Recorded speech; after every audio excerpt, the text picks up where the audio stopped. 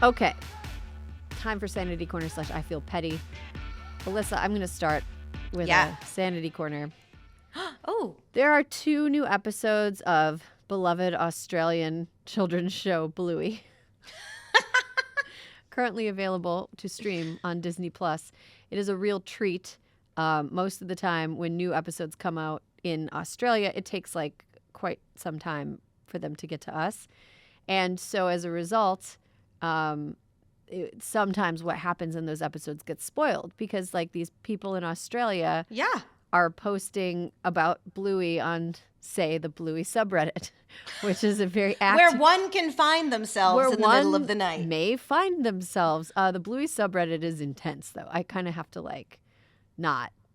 I'll go in there every, like, couple weeks and be like, what's everyone talking about? But I remember one time there was, like, a post where someone was like, I don't think that it makes me feel bad that their house is so nice. I think it's like, economic shaming. And I was like, it's a fucking cartoon. But Speaking of, Bluey, you are a huge fan of Miss Rachel. I'm not a fan. I'm a fan of the fact that my daughter leaves me alone when Miss Rachel is on. But did you see what Miss Rachel did in New York? What did she do? Miss Rachel came out against Mayor Adams. Good for her. I've been saying she should run for president. I think she could Rachel came out and was very, totally lovely. And she did this direct to camera about how upsetting it is being in New York to see the mayor cutting funding for kids' programs. And I was like, is this the Miss Rachel that my sister and Erin speak of? And I'm scrolled back and I was like, good for her. Future Senator Miss Rachel. Imagine if Fred Rogers would have run for office. I mean, he would have shamed everybody into camaraderie. I mean, it would have been like Mr. Rogers Goes to Washington. He'd have been like, Ted Cruz, who hurt you? Now, is that very nice? No. Yeah, Bluey. Okay, so Bluey is this show. There's a bajillion episodes, but they're all 5 minutes long. And it really can get you in the heartstrings. There is an episode that is a regular length that came out, and there's an episode that's 28 minutes long that feels a little bit like it could be the show. Like a novella.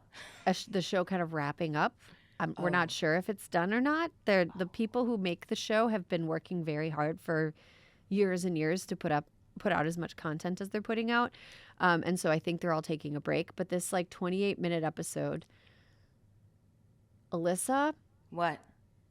I almost can't even talk about it without getting... Did you cry? I saw a clip from the end of it that is 15 seconds long. And I'm crying thinking about it. I'm getting teary-eyed just imagining you thinking about it. This show is... something it is whatever black magic they used in the first 5 minutes of the film Up, they sprinkle it throughout the show, and it just surprises you from around the corner. You're like, wow, I'm watching a kid's cartoon about dogs, and suddenly there's a flashback to one of the adult dogs being a puppy, and you're just like, whoa! It is anyway, it's crazy. My daughter started watching it this morning. And we had to turn it off to get her ready. And my husband and I were like, we're going to watch this tonight. It's like event TV. Yeah, it's like the Bluey potential final episode and the finale of Succession. It's can't miss them. Exactly. But there co-viewing experience. There is slightly less swearing in Bluey. They don't really... That tracks. They don't really swear, the dogs. Fuck off. Another thing that happened in this episode of Bluey, I hope it's not the last episode, just selfishly, because it's such great TV, but there was a queer couple introduced. Very, everything in the show, it was done just, very nonchalantly. Right. It was just, there's a little chihuahua named Pretzel, I believe, and Pretzel's got 2 moms. And it just no big deal was made out of it. It was just a matter of fact. Here they are. Yeah. Welcome. Yeah, exactly. So I hope we could see more of Pretzel and Pretzel's 2 Chihuahua moms in future. I mean, honestly, I feel blessed that I've watched very few episodes because I feel like I have a lifetime ahead of me of Bluey consumption. Yeah, some of them are really good. Some of them are definitely more for kids. Some of them are there's... I'll send you a list offline. Please. So I actually would enjoy it. So Bluey and the extra large episode is my Sanity Corner this week. Alyssa, how about you? I'm feeling super petty. Ooh. Like extremely petty. I want to hear this. I'm so excited. Okay. Erin, Meghan Markle, girl, why must you? So she announced her American Riviera orchard a month or so ago to much fanfare. And of course, Around the same time that Kate was missing, by the way. Yeah, everyone's missing. Charles has cancer. Kate's missing. She's dropping a new line. That, frankly, objectively, the branding of which, when it was dropped, looked like a knockoff of the Magnolia Table Joanna Gaines whole franchise. And, there are a lot of people came out and they were like, had a lot to say. And I was like, let Meghan be Meghan. But then she did me dirty, Erin. Do you want to know the first product that she dropped? I have an idea, but I want you to say it. It was strawberry jam. And I just, oh, girl, if you want, listen, the jamming and pickling and preserving community, they're a tight-knit bunch, okay? They workshop a lot online. They are constantly showing mistakes they've made or how they've come to, like, a great recipe that they've come up with. There are catastrophes. There's pots boiling over. It looks like SVU crime scenes, crossover episode with Ina Garten, just like strawberry sludge all over the sink. And she's got these, like, labels, like she's not even pretending like she made the jam, which I guess is better. That would annoy me more. But I just want to be like, I don't know. Do you know what pectin is? Does your jam have pectin in it? Like, what's your ethos? What's your aesthetic? What's your goal? What's your North Star with your jam? What are you doing with this jam that other people are not doing? Right. Like, how are you different than Smuckers or Bon Maman? Like, give us the backstory, my friend. And there was just none of that. And it was just... And it's just plain strawberry? It was just strawberry. And I mean, which, like, strawberry, don't get me wrong. I'm a purist when it comes to a lot of fruits, But here's my thing. Because you have received many a jar of jam from me. Yes. That I label that shit all myself. Everything by hand. I cut every piece of fruit. I wash it. I pick some of it. I hot can process it, and I label it. She's not even labeling her own jars. And if you actually look at the pictures from the New York Post, the labels aren't even affixed properly. Ugh. And I know she didn't do that herself. And I just feel like, I don't know, stick to your Polo show. I will defend Meghan Markle until I'm blue in the face from the stupidity of the royal family. Totally. 100%. They were awful to her, and I will 100%, fuck them. Fuck them for the way they treated her.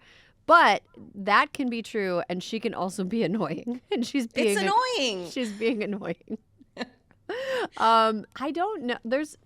Every time there's a new thing, I'm just sort of like, who is this for? Like, what? Right. What is this audience? Like, I don't understand. Like, they're doing a new Netflix show now about Polo. Yeah, with Ralph Lauren, I think. Like, okay, cool. at a time when the Eat the Rich clock is closer to midnight than it has ever been in my lifetime. Yep. Right?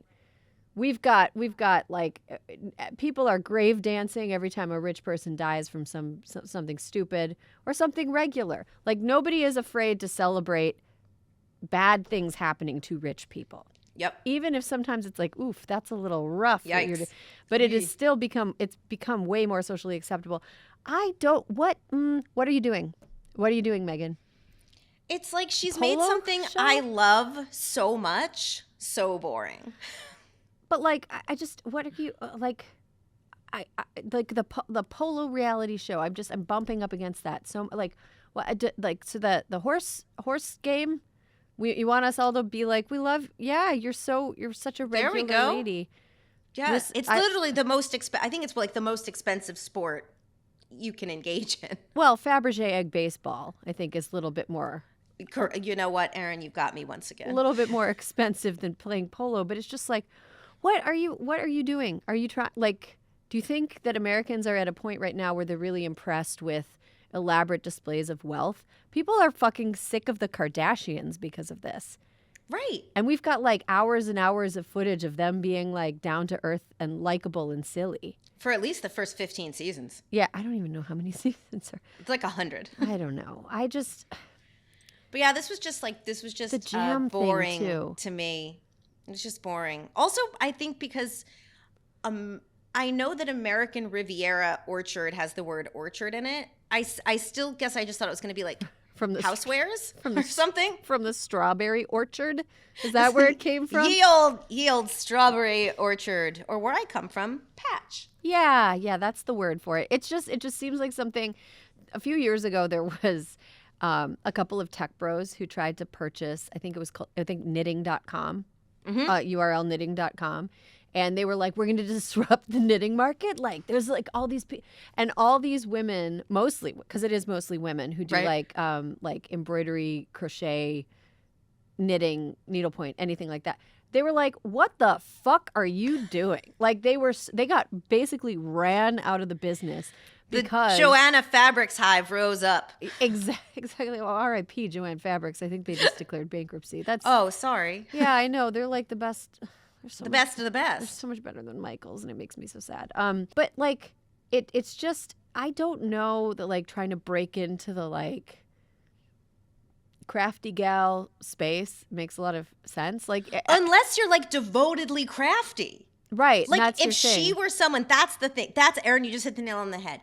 If she were someone who, over however many years, had shown us that she was like a crafty person, or really loved being in the kitchen, or loved fruit, like, you know, right, it would make a little bit more sense. But this is just like, okay. Can strawberries even grow in Montecito?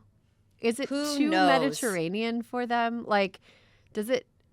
I don't know. Here's the question. Do you think the fruit's coming from Montecito? I mean, I would hope so, given the name. Probably coming from the Central Valley, because we grow, like, California is America's fruit basket, bread basket. Thank God for California.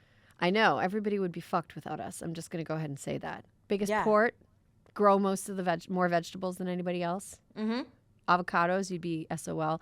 But yeah, I don't know. It just seems like she's trying to do something. She's trying to get into a business that is well established, doesn't really have a need for more people doing it. Right. And she doesn't really know anything about the parts of the business. Right. Like, there's nothing about her that screams, I'm an ambassador for fruit. Yeah. It's weird. It's weird. Okay, I respect this. And like, I think Meghan Markle did not deserve to be bullied and treated so terribly by the royal family. I think she is an engaging actress. I don't think that she's Martha Stewart, and I don't think that she's Kamala Harris, and I don't think that she's any of these things that she's trying to be. She should just be her. Yeah, which, you know, show us what it is. I guess like... Tell us. We'll be... Because now, of course, after I have said that this is petty, you know I'm going to be following everything this stupid company drops for the next 6 months. Because I'm basic and pathetic myself. Well, I think she's not making another podcast